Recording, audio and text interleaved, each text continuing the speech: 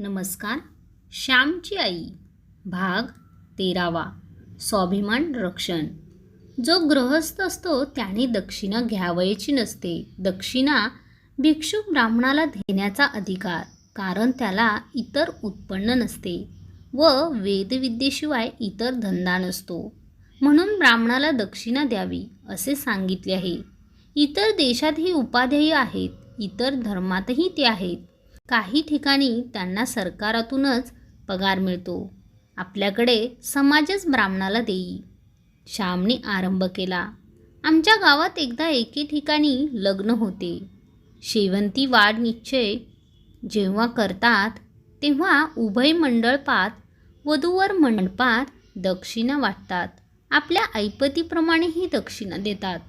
वधू घरचा एक उपाध्याय व वराघरचा एक उपाध्याय असे दोघे बरोबर दक्षिणा देत मंडपात हिंडतात. जितकी वराडाकडची तितकीच वधूकडची. वराडाकडच्यांनी 4-4 आणे दिले तर वधू पक्षीही 4-4 आणे देतो. जो हात पुढे करील त्याला दक्षिणा देण्यात येत असते. लग्नाला जेव्हा मंडळी जाते तेव्हा मुले आपापल्या वडील मंडळी जवळच बसलेली असतात, तर हे शिक्षण आपोआपच त्यांना मिळते. अरे, आपण नाही हो हात पुढे करावयाचा वगैरे ते मुलांना सांगतात. परंतु अलीकडे स्वाभिमानच उरला नाही. पैशासाठी आपण हापापलेले आहोत. फुकट मिळेल तेवढे घ्यावे अशी वृत्ती झाली आहे. आगगाडीतून जपानी एजंट सिगारेट वगैरे फुकट वाटतात व श्रीमंतही त्या फुकट सिगारेट घेऊन ओढताना मी पाहिलेले आहेत. श्रीमंतसुद्धा मोफत दवाखान्यात जाऊन औषधं घेतील. श्रीमंतांची मुलेसुद्धा नादारीसाठी अर्ज करतील. दारिद्र्याचा व दास्याचा हा परिणाम आहे. मी लग्नाला गेलो व मुलांमध्ये जाऊन बसलो. शाळेतील बरोबरीचे आम्ही मुले एकत्र बसलो होतो. एका बाजूने बसले म्हणून खोड्या करता येतात, टवाळकी करता येते. कोणाच्या टोपीवर नारळाची शेंडी ठेवा, कोणाच्या खिशात खडे टाक, कोणाला हळू चिमटा घे असे चालते. दक्षिणा वाटण्यात आली. काही मुलांनी हात पुढे केले. मीही माझा हात पुढे केला. सहज गोष्ट होऊन गेली. माझ्या लक्षात चूक आली नाही. लहानपणी पैसे हातात असले म्हणजे आनंद होतो. मी ते 2 आणे घेऊन घरी आलो व मोठ्या हर्षाने आईजवळ द्यावयास गेलो. जणू माझ्या कमाईचे, माझ्या श्रमाचेच ते होते. भटजी 12-12 वर्षी मंत्र शिकतात, ते विधी करतात, तर त्यांना घेऊ दे. मला ते 2 आणे घेण्याचा काय अधिकार? प्रत्येकाने श्रमावे व मोबदला घ्यावा, तरच ते शोभून दिसते. आईने विचारले, कुठले रे हे पैसे? मी म्हणले, शेवंती वाढ निश्चयाचे लग्नात मिळाले. आई एकदम ओशाळली. तिचे तोंड म्लान झाले. आम्ही गरीब झालो होतो. आपण गरीब म्हणून मुलाने दक्षिणा आणली का? का आपण गरीब झालो म्हणून कीव येऊन भिक्षुकाने आपल्या मुलाच्या हातावर पैसे ठेवले? कारण एखाद्या घरंदाज घराण्यातील मुलाने हात पुढे केला तर भिक्षुक आपण होऊनच त्या मुलाला म्हणे, वेड्या, तू का हात पुढे करावयाचा? तू त्या डोंगऱ्याकडचा ना? माझ्या मुलाला भिक्षुक असे का म्हणले नाहीत? त्यांना आमची कीव आली. जगात दुसऱ्याने आपली कीव करावी याहून करुणास्पद व दुःखप्रद दुसरी कोणती गोष्ट आहे? आईच्या मनात असे शेकडो विचार त्यावेळी आले. ती बोलेना, शून्य दृष्टीने पाहत राहिली. आई, घे ना ग पैसे, मी काही चोरून नाही हो आणले. मी काकुळतीस येऊन म्हणले. आई म्हणाली, श्याम, आपण गरीब असलो तरी गृहस्थ आहोत. आपण भिक्षुक नाही. भिक्षुकीचा धंदा आपला नाही. आपण दक्षिणा घ्यायची नसते, ते आपले काम नाही. आपण दुसऱ्याला द्यावी.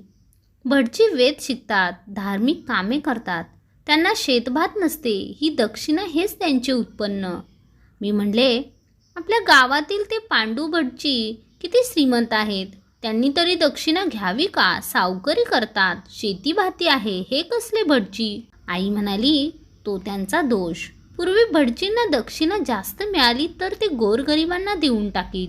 घरी मुले शिकावयास ठेवीत. त्या पांडव प्रतापात नाही का नळराजाने ब्राह्मणास खूप धन दिले. ते धन ब्राह्मणांनी वाटेतच दुसऱ्यांना वाटून दिले. ऋषींच्या घरी कितीतरी मुले शिकावयास राहत असत. आपण गृहस्थ, आपण दक्षिणा घेऊ नये. तू पुढे हात करू नकोस. रोहिदास पानपोईचेही पाणी प्यायला नाही. गृहस्थाने जगास द्यावे, जगापासून घेऊ नये.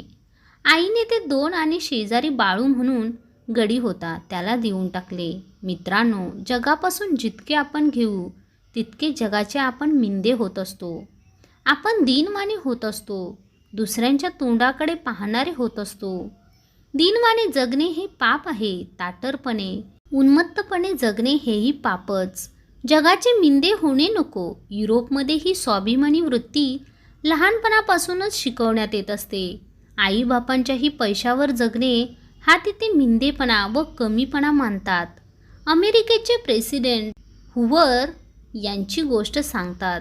त्यांनी आपल्या 13 वर्षे वयाच्या मुलास मजुरीने काम करावयास पाठवले. धनाढ्य अशा अमेरिकेचे मुख्य अध्यक्ष हुवर होते. परंतु त्याच वेळेस त्यांचा हा लहान मुलगा एका गौंड्याच्या हाताखाली काम करीत होता. एका इमारतीचे बांधकाम चालले होते. ते चालले असताना काम करताना हा मुलगा उंचावरून पडून मेला. हुवर साहेबास वाईट वाटले, परंतु ते म्हणाले, माझ्या राष्ट्राला स्वावलंबन आणि श्रमाची महती शिकवण्यासाठी माझा मुलगा मेला. स्वावलंबन हा पाश्चिमात्य शिक्षणाचा पाया आहे. स्वावलंबनाने मान वर राहते, परावलंबनाने मान खाली होते. श्रमाशिवाय काही घेऊ नये व कोणी श्रम केल्याशिवाय त्याला देऊ नये. तुका म्हणे घेतो तोही नरका जातो. आळशी मनुष्याला पोसणाराही पापी आणि आळशीही पापी. कोणा आळशाला जेव्हा आपण देतो तेव्हा तो मिंधा दीनवाना असतो व आपण ऐटीत असतो. त्याच्या उलट त्याच्याकडून काहीतरी काम करून घ्यावे. लाकडे फोडून घ्या, कपडे धुवून घ्या, जमीन खणून घ्या, काहीतरी काम करून घ्या. त्यात खरोखरच त्या माणसाचा उद्धार आहे. उद्योगहीनास पोसण्यात देवाचा अपमान आहे. देवाने दिलेल्या हातापायांचा, बुद्धीचा अपमान आहे. स्वावलंबन, स्वाभिमान, श्रम यांची महती आज रशियात शिकवण्यात येत आहे. नुकताच एक अमेरिकन मानसशास्त्रज्ञ रशियात गेला होता. रशियातील परिस्थिती, तेथील अंतर्बाह्य परिवर्तन पाहावयास तो गेला होता. मजुरांना वाटण्यासाठी म्हणून त्याने झरण्या, फाउंटन पेने, चॉकलेटच्या वड्या, सुंदर चाकू वगैरे वस्तू घेतल्या होत्या. मजुरांच्या चाळीत जाऊन तो त्यांना त्या बक्षीस म्हणून देऊ लागला, परंतु एकही हात पुढे झाला नाही. कोणीही वस्तू घेतली नाही. तो म्हणाला, घ्या, मी प्रेमाने देत आहे. ते मजूर म्हणाले, स्वतःच्या श्रमाने मिळवावे. दुसऱ्याने दिलेली देणगीही घेऊन कदाचित मनात आलस्य, मिंदेपणा, अवलंबन याचा उदय व्हावयाचा. या दुर्गुणांना वाव न देण्याचे आम्ही ठरवले आहे. तो अमेरिकन मानसशास्त्र चकित झाला. केवढी ही विचारक्रांती! ज्या रशियात लाखो मजूर मागण्यासाठी पूर्वी हात पुढे करीत, तेथे एकही हात पुढे झाला नाही. केवढे स्वावलंबन, केवढे तेज, केवढी श्रमाची पूजा! श्रमात आत्मोद्धार आहे. फुकट घेण्यात व देण्यात पतन आहे. हे हिंदी मुलांना, तमाम हिंदी जनतेला समजेल. तो सुदीन. घरी दारी शाळेत हे शिक्षण देण्यात आले पाहिजे. उष्टे कोणाला घालू नये असा धर्मनियमच झाला पाहिजे. खरा धर्म श्रमांना उत्तेजन देणे हाच होय. आळसाने भीक मागणारा व श्रीमंत असल्यामुळे गाद्यांवर लोळून राहणारा दोघे किडेच. श्रीमंत ही दुसऱ्याच्या श्रमावरच जगतो व आळशी भिकारी दुसऱ्याच्या श्रमानेच खातो. हे दोघे समाज वृक्षावरील बाळगुंडे आहेत. उन्हातानात काम करणारा मजूर, रस्ते झाडणारा झाडूवाला, मलमूत्र नेणारा भंगी, केलेली गुरे फाडणारा ढोर, बहाणा बांधणारा चांबार, हे सारे आयते खाऊ लोकांपेक्षा पवित्र आहेत, श्रेष्ठ आहेत. काहीतरी निर्माण करा, विचार निर्माण करा, धान्य निर्माण करा, स्वच्छता निर्माण करा, काहीतरी मंगल असे, सुंदर असे, हितकर असे निर्माण करा, तरच जगण्याचा तुम्हास अधिकार आहे. ज्या राष्ट्रात समाज संवर्धक, समाज पोषक, श्रमाची पूजा होते, ते राष्ट्र वैभवावर चढते. बाकीची भिकेच लागतात.